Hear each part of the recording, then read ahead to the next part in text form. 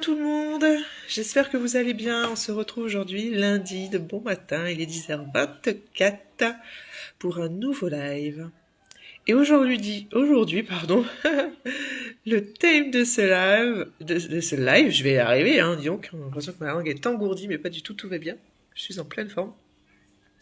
C'est le changement de vie, comment s'engager sereinement dans un changement de vie, dans un changement professionnel. Alors, je sais de quoi je parle. Oui, mon cœur. Et donc du coup, vous donner quelques astuces pour effectuer ce changement le plus sereinement possible. Il faut savoir déjà premièrement que tout changement de vie est légitime. Voilà.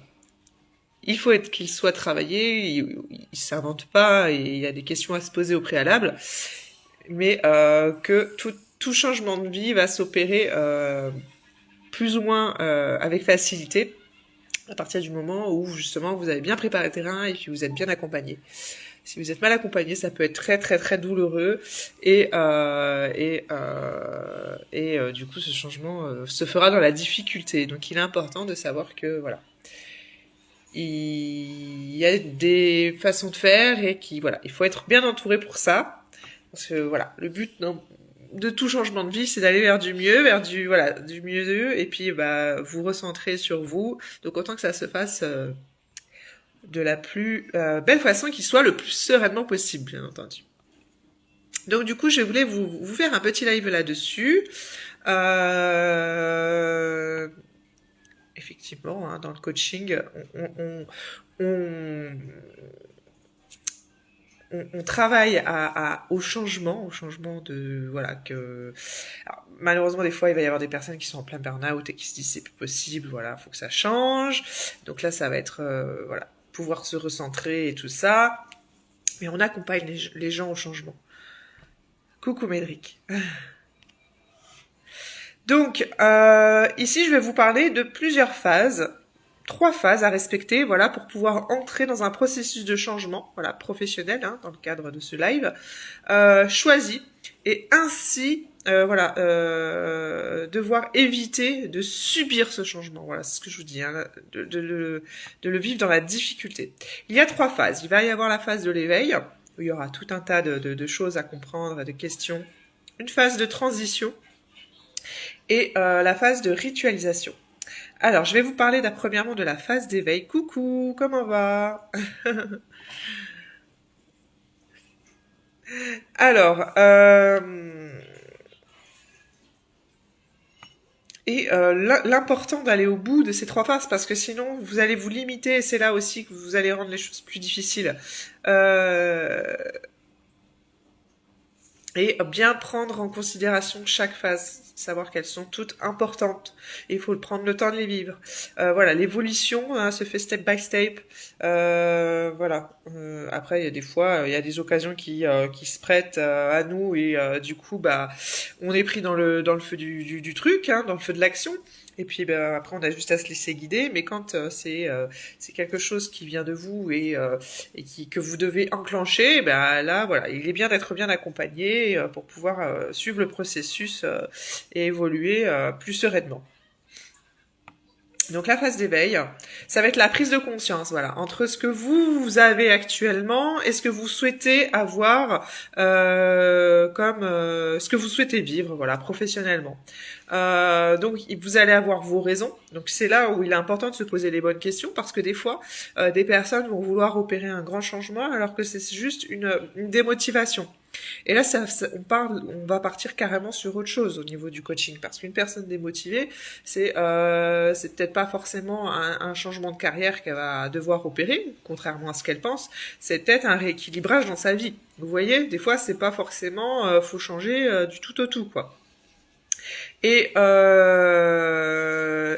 qui dit rééquilibrer, des fois c'est moi par exemple j'ai vécu bon, même si je voulais changer, mais avec du recul, je me rends compte que j'avais besoin d'équilibrer ma vie parce qu'à ce moment-là, j'étais trop dans le terrain, trop dans le professionnel et pas assez dans le privé. Euh, du coup, je m'oubliais et j'en suis venue à faire un burn-out. C'est à l'époque, j'étais vendeuse chez Ikea, voilà, pour vous nommer l'enseigne. Ouais, je faisais que ça. C'était travail. J'avais des objectifs derrière, mais voilà, je prenais pas assez en considération mon bien-être. Je n'avais pas conscience de ça. Moi, je suis comme ça. C'est quand je fais quelque chose, je me lance et je le fais à 200%.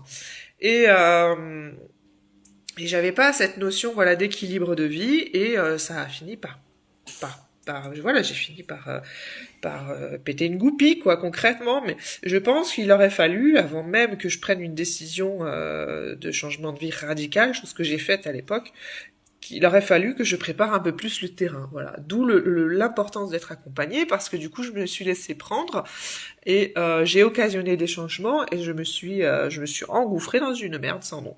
Voilà. Et j'ai pas pu vivre ce que je voulais vivre au final, parce que à l'époque j'avais quitté Ikea pour me lancer dans une formation de décoratrice et devenir décoratrice à mon compte, chose que j'ai fait, qui a commencé, mais comme je vivais les choses seule, personne ne m'accompagnait. J'étais certes en formation dans un centre pour devenir entrepreneur et voilà, avoir tous les bagages mais psychologiquement, je n'avais personne. Je n'avais personne pour m'accompagner, voilà, pour me guider.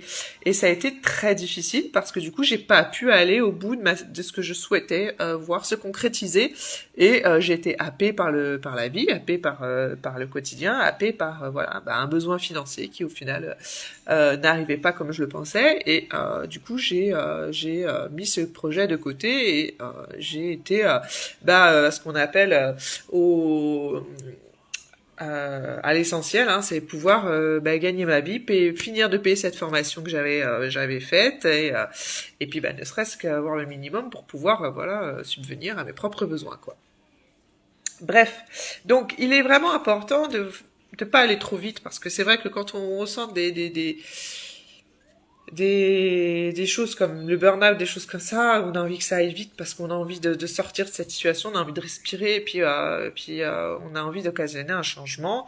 Mais il est vraiment important de poser les choses pour pouvoir justement vivre ce changement le plus sereinement possible et voir comment engager un changement, parce qu'un changement c'est pas blanc au noir, noir blanc, c'est petit à petit, c'est étape par étape, c'est c'est petite action par petite action, et puis des fois ça prend ces petites actions, et puis à un moment on sent qu'il y a un blocage et pouf, et à un moment donné il suffit juste un peu de patience et du coup, pouf, il y a tout qui se décante d'un coup et là c'est la libération, parce que on a un grand, un grand pas qui est effectué à ce moment-là. Puis voilà, on continue. Mais pourquoi la vivre sereinement? Parce que justement, quand s'occasionnent des choses comme ça, avec des fluctuations et puis vous voyez, des paliers, hein, finalement, il faut qu'on soit prêt à vivre ces paliers-là. Et moi, par exemple, dans le cadre de ma première expérience en tant qu'auto-entrepreneur, j'étais pas prête à accueillir ces paliers-là. Alors que j'avais tout pour réussir sur le papier, parce que j'avais déjà des clients, j'avais déjà des projets qui avaient été faits, des créations de projets. Je travaillais avec des entrepreneurs pour pouvoir, j'étais bien entourée malgré tout. J'avais les entrepreneurs autour de moi, des gens qui avaient la niaque aussi, comme moi, de créer leur propre entreprise. J'avais fait des projets avec des architectes, bref. J'avais tout pour réussir, sauf que mentalement, je n'étais pas prête à accueillir tout ça. Je n'étais pas assez mature et je n'avais pas assez confiance en moi. Et je me suis en fait laissée submerger par mes craintes, par mes peurs, par tout ça. Et je me suis dit, je vais pas y arriver. Mais forcément, quand on focalise sur ce genre de choses, et malheureusement, on se tire vers le bas. Et c'est ce qui est arrivé. Au final, j'ai tout arrêté. Bon, après, malheureusement, dans mon cas, j'ai eu aussi une difficulté, c'est que j'ai rencontré, par exemple, un client qui n'a pas été du tout correct avec moi, qui m'a littéralement agressé. Et là, ça a été la descente, quoi. Ça a été la descente. Je me suis dit, mais je fais pas ça pour qu'on m'agresse. Concrètement, j'ai pris gros sur le moral et sur ma motivation. Et c'est à partir de ce moment-là que je me suis laissé engouffrer, que j'arrivais pas à trouver la force et l'énergie de pouvoir continuer, voilà, de pallier à ce genre de choses, parce que malheureusement, on ne sait pas sur qui on tombe, et ça, c'est à prendre en considération. Et donc, je me suis démotivée. Donc, bref, première phase. J'en reviens à mes moutons, prise de conscience. Voilà, on vit une situation qu'on a envie de tendre vers autre chose. Voilà, cette autre chose. Posez-vous les bonnes questions. Est-ce que vous êtes simplement démotivé? Est-ce que vous avez besoin ou envie de plus, mais que concrètement, finalement, ce métier que vous faites est pas si mal. Vous y plaisez. Après, c'est peut-être une envie simplement d'évoluer. Et est-ce que par contre à contrario, vous ressentez vraiment une perte de sens, vous vous dites mais qu'est-ce que je fiche là? Je me sens pas à ma place. Vous voyez, c'est vraiment des choses bien différentes et c'est vraiment important de se poser ces questions-là parce que du coup, on va pas du tout voir les choses de la même façon et travailler de la même façon sur le coaching. Donc, si c'est simplement retrouver un plaisir au travail, mais c'est peut-être simplement un équilibre à refaire dans votre vie, voilà, comme moi au tout premier lieu chez Ikea. Médric, ah oui, vous êtes encore là, mais avec plaisir. Écoutez, envoyez-moi un petit MP, un petit message privé sur Insta et dites-moi de quoi vous voulez discuter. Il n'y a pas de souci, avec plaisir. Dans un premier lieu, il aurait fallu que je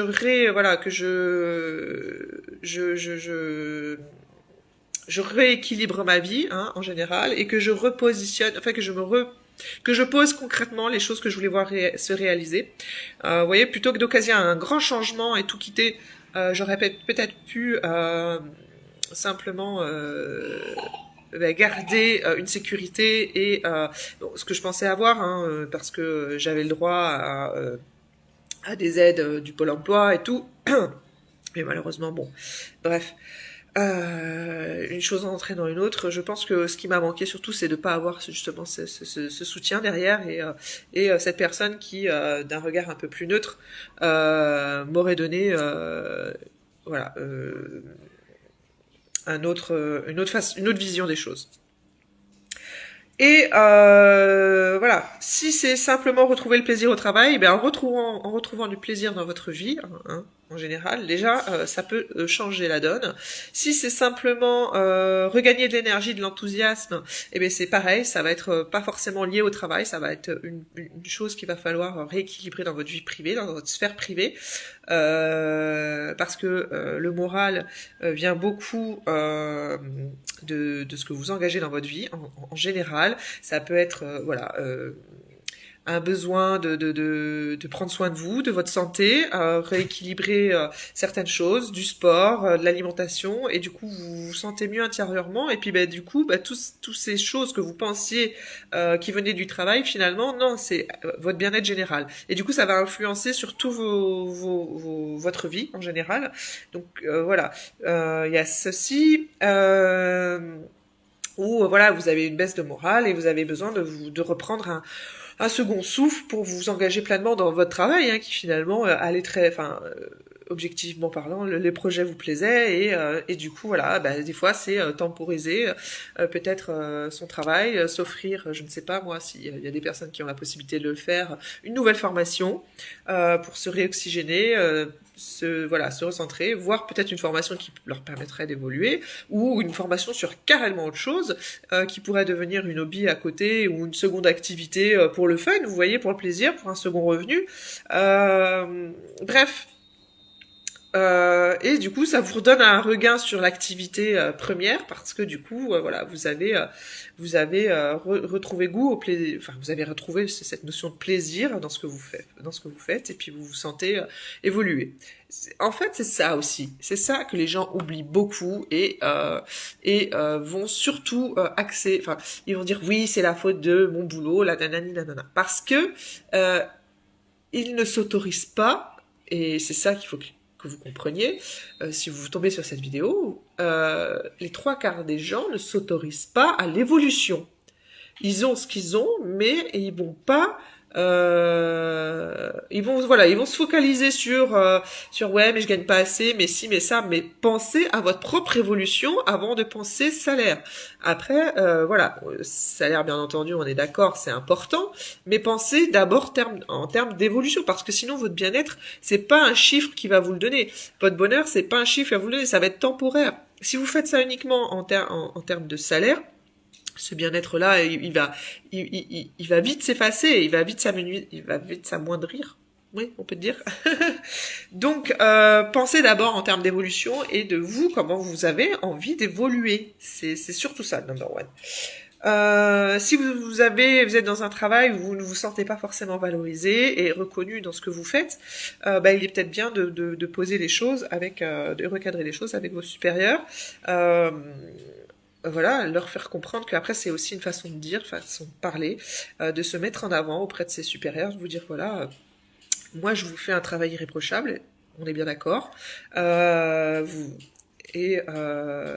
moi au jour d'aujourd'hui je me sens pas valorisée dans ce que je fais et ce que je vous apporte, et qu'est-ce qu'on pourrait faire pour justement engager un changement par rapport à ça, vous voyez. Donc il est bien important de mesurer ces choses-là et de choisir du coup en conscience le changement que vous allez occasionner. Parfois ça va être complètement effectivement un besoin de changer de carrière parce que ce que vous faites ne vous correspond pas, ce n'est pas aligné avec la personne que vous voulez être. Je pense à des métiers des fois qui nous rattrapent parce qu'on fait ça justement pour ce côté alimentaire, hein, pour purement apporter un revenu dans sa vie, et au final on se sent pas aligné. Par exemple, je sais pas, moi je pourrais dire une personne qui au départ travaille en tant que vendeur, je ne sais pas moi, qui est boucher et qui devient végan. Enfin, vous voyez, là, ça va pas du tout. La personne, elle a le droit d'aimer la viande et un jour de se dire, mais non, je souhaite changer ce truc-là chez moi. Et bien du coup, elle sera plus alignée avec son métier. Voilà, c'est comme ça. Donc, voilà, il est bien de prendre conscience de tout ça et surtout de comprendre que par rapport à cette phase d'éveil, vous allez engager un processus qui va être un processus de deuil concrètement. Vous allez apprendre à faire le deuil de ce qui vous donne peut-être encore satisfaction si vous voulez vraiment engager un gros changement dans votre vie, et ce qui vous rassure malgré tout parce que forcément vous connaissez ce que vous faites puisque vous êtes dedans, et ça vous rassure, ça vous apporte un certain confort, et du coup vous allez devoir accepter, pour les personnes qui veulent vraiment occasionner ce changement et changer de carrière, des renoncements, des changements de routine, et ça c'est déstabilisant, et c'est ce pourquoi il est important de vous faire accompagner, parce que du coup vous allez vous sentir moins serein, hein, bien sûr, alors que si vous êtes accompagné par une personne qui connaît déjà peut-être ce changement de vie parce qu'il l'a occasionné dans sa vie, vous vivrez les choses beaucoup plus sereinement et avec beaucoup plus de conscience, et surtout vous serez rassuré parce que vous vous direz c'est normal en fait que je passe par là, alors que à contrario, si vous occasionnez un changement comme moi sans forcément être accompagné, mais là ça va être la panique à bord. Au bout d'un moment donné, vous allez aller au bout de vos limites. Moi c'est ce qui m'est arrivé, et vous voyez ce monsieur qui m'a complètement agressé, et pour pas dire, il était vraiment odieux quoi. Lui il aurait mérité que j'engage des choses derrière, chose que je n'ai pas fait parce que je n'étais pas une personne qui était complètement sûre de moi, et je subissais concrètement cette agression, et je n'avais pas compris que j'avais une posture à avoir par rapport à ça, et bref, voilà. Donc du coup, voilà, si j'avais été accompagnée, les choses auraient été faites avec beaucoup plus une autre conscience, et ça aurait été peut-être que ça se trouve au jour d'aujourd'hui, je serais encore décoratrice d'intérieur. Bref, de toute façon, ce n'est pas le cas. Au jour d'aujourd'hui, je vous parle en tant que coach par rapport à tout ça, parce que voilà, de fil en aiguille, je me suis rendu compte que tout ce qui est psychologie, c'était vraiment quelque chose qui me passionnait, et j'ai occasionné aussi des changements professionnels qui me permettent aujourd'hui de pouvoir vous parler de tout ça parce que je suis aussi passée par là. Et donc voilà, il est vraiment important et indispensable du coup, d'avoir une certaine posture quand vous occasionnez ces changements, de choix assumés. Voilà, chose que je n'avais pas forcément quand j'en avais 21, 22, parce que voilà, j'étais toute timide, toute réservée, et que je n'arrivais pas forcément à m'affirmer dans mes choix de vie, et du coup, bah voilà. Bref, ça a été l'échec, mais pas forcément un échec. Ça n'a pas été un échec. Comment dire, tout échec sert à quelque chose. Au jour d'aujourd'hui, ils m'ont beaucoup, ça m'a beaucoup apporté cette expérience, et euh, et euh, et du coup, ça m'aide à pouvoir, voilà, euh, persévérer et à grandir dans ma nouvelle activité de coaching. Donc, voilà, une fois que vous avez travaillé sur cette phase d'éveil, sur ce processus, du coup, de deuil, hein, de, de changement de changement de vie, hein, vous avez travaillé sur ces prises de conscience, euh, il va y avoir du coup des choses à faire changer, à faire évoluer, pardon, et à opérer. Donc forcément, il va falloir poser vos limites, hein, vos règles, vos conditions de changement pour que vous puissiez les vivre les plus sereinement possible.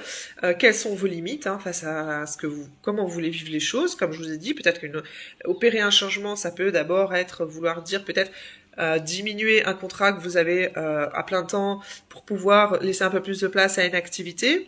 Mais voilà, vous avez toujours cette sécurité financière, et vous vous laissez l'opportunité de pouvoir opérer ce changement en douceur. Si c'est pas faisable, bon, après il peut y avoir tout un tas d'autres façons de faire, mais voilà. Quelles sont vos conditions? Posez-les, c'est vraiment important. Euh, et, euh, et puis, ben, si vous n'y arrivez pas seul, faites-vous accompagner encore une fois. Analysez les choses, et voilà, trouvez les ressources qui peuvent exister pour que vous puissiez aller vers du mieux et voilà. Et, euh, voilà, savoir combien de temps ça va vous prendre et tout ça, quoi, finalement. Après, on va parler aussi, certes, changement professionnel, mais ça voudra dire aussi d'acquérir de nouvelles compétences. Comment du coup faire step by step que vous puissiez arriver à votre objectif en gardant cette confiance en vous et en votre projet.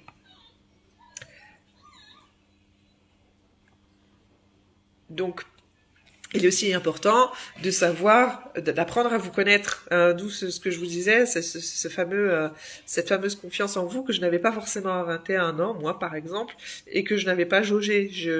Pour moi, j'étais capable. J'étais capable, mais au final, je me suis rendu compte que j'avais un degré de confiance qui finalement avait ses limites, et que j'aurais dû travailler à ce moment-là. Mais je ne savais pas, j'étais ignorante de tout ça. J'avais un accompagnement, certes professionnel, mais aucune personne pour me dire que j'allais à un moment donné me sentir freinée par ces choses-là que je n'avais pas travaillé, parce que pour moi j'étais voilà pleine d'ambition, et je croyais à fond à ce que j'allais faire, sauf que effectivement tout projet, c'est bien d'avoir ce feu, mais ce feu il s'amenuise parce qu'on rencontre des difficultés qui nous invitent à grandir et à nous déployer. Sauf que moi au final ça m'a, vous voyez, alors que si c'est pris de la bonne façon, ces difficultés-là au final ça va péter des barrières, ça va péter des oui, des barrières concrètement, et puis au final vous allez grandir malgré les difficultés que vous allez rencontrer, parce que de toute façon vous allez rencontrer des difficultés, hein. Ça c'est dans n'importe quel métier, n'importe quel changement de vie, de toute façon, que vous ayez la vie la plus tranquille qui soit, vous avez toujours à un moment donné un truc à régler. Donc comment vous vous estimez capable de réussir dans cette transition pour vous propulser vers cette nouvelle étape de vie professionnelle? Voyez, posez-vous ces questions, ou faites-vous accompagner. Vous pouvez également porter votre attention sur si vous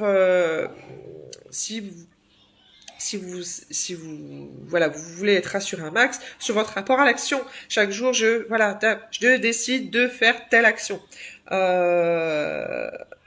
Et voilà, influencer du coup vraiment votre détermination sur ces actions-là, malgré les difficultés que vous allez rencontrer. Vous voyez, de poser les choses, c'est un engagement pour soi déjà, et c'est de se dire, ben ok, je sais que je m'engage vers un chemin que je ne connais pas. Je sais que je m'engage vers des difficultés que je n'ai pas eu l'occasion d'affronter, voilà. Et voilà.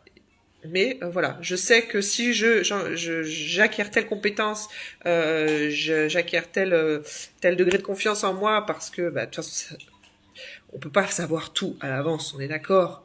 Mais il faut s'engager pour pouvoir voilà apprendre aussi bah, à connaître une nouvelle personne, hein, parce que vous allez apprendre à vous connaître, mais autrement, parce que vous aurez grandi. Donc voilà. Mais du coup, vous permettent hein, psychologiquement d'être serein sur votre plan d'action. C'est important. Voilà. Interrogez-vous aussi sur votre relation à la réussite et à l'échec. Parce que par exemple, moi j'avais pas conscience de ça avant que je comment dire, j'étudie tout ce qui est coaching et tout. Euh, ce qui fait souvent échouer, et ça a été certainement mon cas en premier lieu, c'est cette peur de l'échec. Parce que du coup, euh, non, je dirais plutôt c'est cette peur de réussir.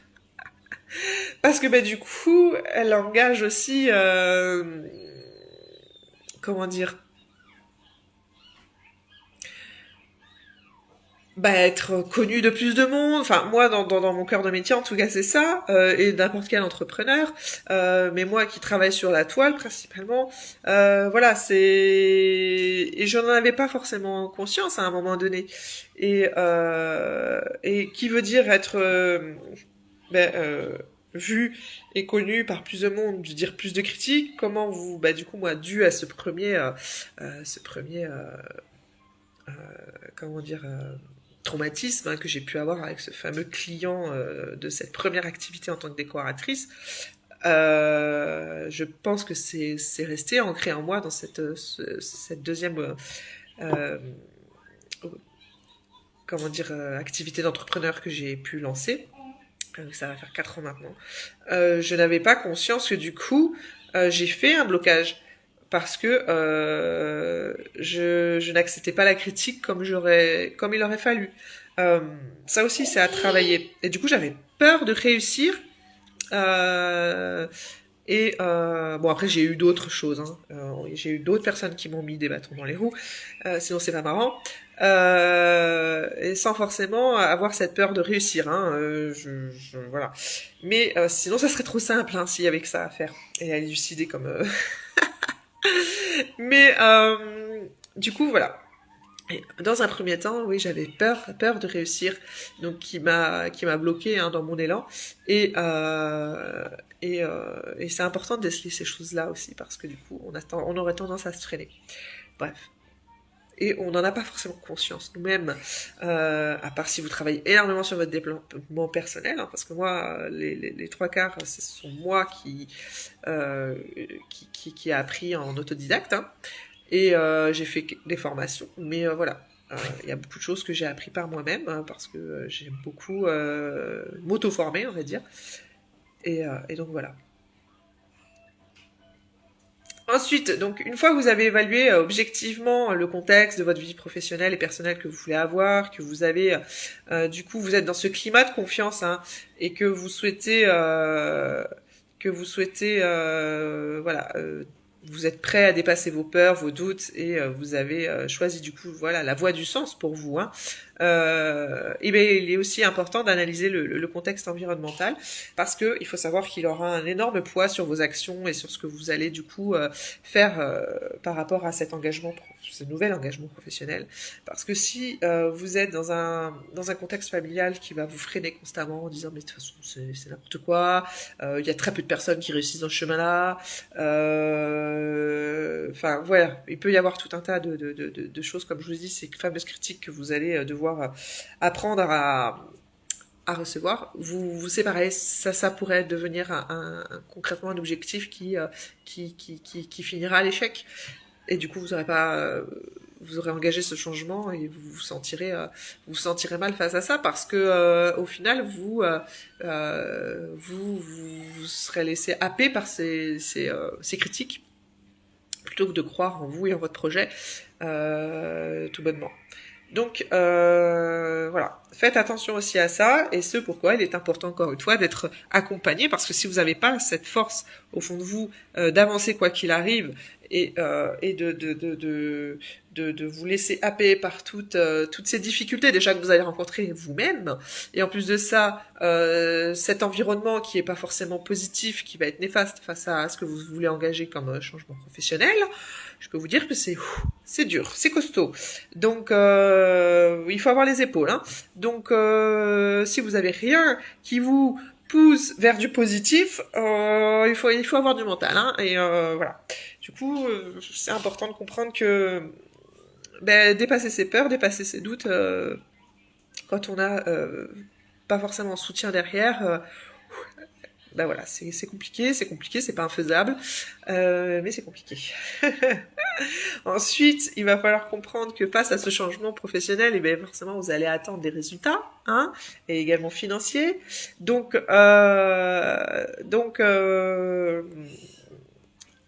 voilà, il va falloir comprendre qu'il est important de bâtir une stratégie la plus adaptée à vos besoins, la plus adaptée à vos à ce que vous voulez voir se concrétiser, et pas non seulement vos désirs, parce que il est important de dissocier ces choses-là.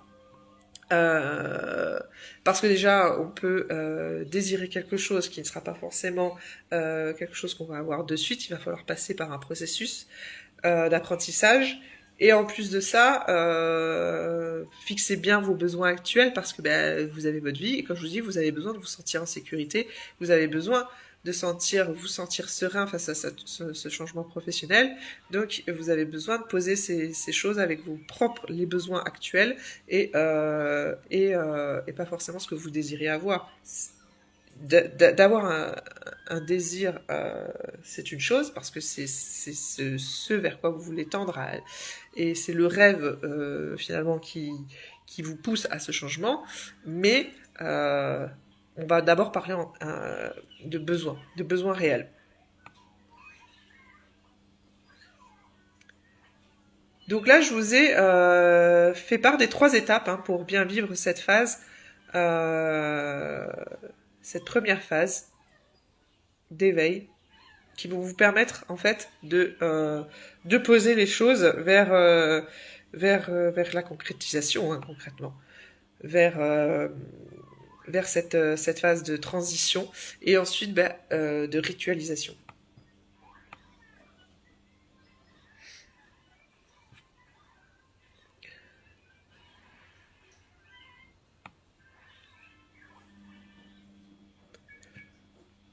Pourquoi de ritualisation? Parce que tout simplement, à un moment donné, il va falloir organiser une fois que vous serez rentré dans le processus du changement, que vous serez dedans. Il va falloir du coup comprendre que il y a des routines à avoir pour pouvoir pérenniser, hein, cette activité, et rester centré sur son travail. Voilà, vous voulez vivre de votre activité par exemple, et il est important de comprendre qu'il va y avoir des focus. Il faut se focuser sur certaines choses et pas d'autres, pour pouvoir justement pérenniser cette affaire. Et voilà, donc ça passe par des rituels, du coup faire en sorte que cette activité devienne concrète, et qu'elle vous apporte ce dont vous avez besoin. Donc voilà, j'espère que cette vidéo vous aura apporté et vous aura donné envie du coup d'aller vers un changement professionnel. Si pour vous, vous tombez dessus et si vous vous sentez justement en phase de devoir changer quelque chose dans votre vie professionnelle, voilà, n'hésitez pas, hein, à re-regarder cette vidéo. Si vous avez des questions, à poser vos questions, ou à venir vers moi si vous souhaitez changer en étant accompagné de vie professionnelle, en étant accompagné, voilà, vous accompagner dans cette transition professionnelle. Voilà, c'est avec grand plaisir. Qu'est-ce que je voulais vous dire? Si vous souhaitez, par exemple, si vous savez déjà, vous avez déjà fait un travail de fond et que vous souhaitez, par exemple, vous offrir une nouvelle carrière dans le domaine du bien-être et de la beauté, sachez, par exemple, qu'il existe des opportunités qui vous permettra avec douceur de pouvoir vous construire cette nouvelle carrière. Je suis en partenariat avec une société française qui est domiciliée sur Paris, qui existe depuis maintenant 3 ans, qui connaît une ascension fulgurante de folie. J'ai eu un réel coup de cœur et un amour pour leur façon, leur vision, leur façon de travailler, qui est vraiment dans l'accompagnement et surtout, le mot me revient pas, j'allais vous le dire et il m'a échappé. Dans la douceur, quoi. Parce que malheureusement, par exemple, dans d'autres partenariats, je parle là de partenariats dans le milieu du MLM, du marketing de réseau, qui peut être une superbe transition pour ensuite devenir pleinement... de toute façon, on est notre propre patron. Après, c'est une jolie transition sécurisée pour pouvoir s'y lancer et voilà pourquoi Joli Moi m'a plu, parce que ils ont énormément d'empathie, voilà. Concrètement, c'est un accompagnement, une activité qui se colle à n'importe quelle situation, parce qu'on ne vous oblige à rien, mais on vous permet d'occasionner ce changement de carrière dans ce milieu du bien-être et de la beauté. Alors, ce qui est beau chez Joli Moi, c'est qu'il y a des personnes qui n'avaient pas forcément d'ambition particulière et qui se sont dit, bon, j'ai besoin d'un revenu, vous voyez, et qui, par l'amour de ce qu'il leur est donné, des produits, de la façon de travailler de Joli Moi, leur a donné l'envie de se créer une carrière plus spécifique. Donc ça est devenu par exemple des masseuses esthéticiennes, c'est devenu des coiffeuses, bref, on parle vraiment de tout parce que chez Joli Moi, on travaille avec plus de 60 marques dans le domaine du bien-être et de la beauté. Et en plus de ça, on est formé. Et ce qui est beau, et grâce au marketing de réseau, et particulièrement Joli Moi, c'est qu'on est formé par des professionnels de ce domaine. On est formé par les marques elles-mêmes, que ce soit cosmétique, make-up. Et du coup, on a vraiment un bagage concret, un bagage, pour pouvoir se lancer dans une nouvelle carrière. Donc, des fois, ça peut être une personne qui a juste besoin d'un revenu et qui finalement se rend compte qu'elle prend son pied grâce à Joli Moi et va occasionner ce changement avec douceur et finalement s'adonner complètement à ce domaine-là. Ça va être des personnes qui avaient déjà réfléchi au préalable à rentrer dedans parce que c'était un complément par rapport à ce qu'ils faisaient. C'est mon cas, par exemple. Moi, j'accompagne les personnes vers ces changements de vie et ces changements de carrière. Et j'ai vu une belle opportunité chez Joli Moi pour pouvoir me créer ma propre équipe et manager cette équipe, parce que c'est ce que j'aime faire. Et j'ai testé plusieurs autres sociétés d'MLM où je ne me suis pas du tout retrouvée. Et ça a fini que j'y suis plus forcément. Joli Moi, c'est la 3e opportunité. Et j'aime leur façon de voir les choses, leur façon de travailler, et cette liberté qui nous laisse finalement d'être qui on a envie d'être. Et d'occasionner ce changement qui nous correspond, vous voyez, à notre propre vitesse. Parce que on n'est pas monsieur, madame, tout le monde et que personne n'a la même vie. Et ça, Joli Moi l'a bien compris. Donc du coup, voilà. C'est parfait pour moi. Et il faut savoir que, voilà, si vous faites intégrer, par exemple, mon équipe chez Joli Moi, je vous accompagne par le biais de Joli Moi. Il n'y a pas de supplément, de coaching et tout. Et donc voilà. Après, je vous permets aussi de me voir en séance de coaching, ça, il n'y a pas de souci. Mais voilà, chez Joli Moi, cet accompagnement se fait via le biais de Joli Moi. Parce que forcément, si je vous accompagne, si je manage une équipe, j'ai des retours derrière financiers. Et du coup, voilà, cela suffit à pouvoir vous y accompagner. Donc voilà pourquoi je vous parle de Joli Moi et pourquoi je suis rentrée chez Joli Moi à la base, parce que j'aime ça. j'aime l'humain, j'aime faire évoluer les gens, j'aime voilà ce côté psychologie et surtout comprendre ce qui peut bloquer chez les personnes et puis les emmener à du mieux-être et à leur faire effectuer cette transition professionnelle dans la douceur. Voilà. Parce que je sais combien ça peut être difficile si on n'est pas voilà, bien accompagné ou pas accompagné tout court. Et le but de la vie, c'est quand même, c'est pas le but, c'est pas de se faire souffrir inutilement. Mais voilà. Voilà. Donc du coup, n'hésitez pas, si vous avez des questions, si voilà, vous voyez sur cette vidéo et que vous débarquez, n'hésitez pas à regarder sur mes publications épinglées ou même sur mes stories permanentes, mais à venir vers moi, surtout si vous avez la moindre question, et si vous voulez engager ce changement de vie. Je vous y accompagnerai avec grand plaisir, que ce soit par le biais de Joli Moi ou autre. Ça sera un plaisir pour moi.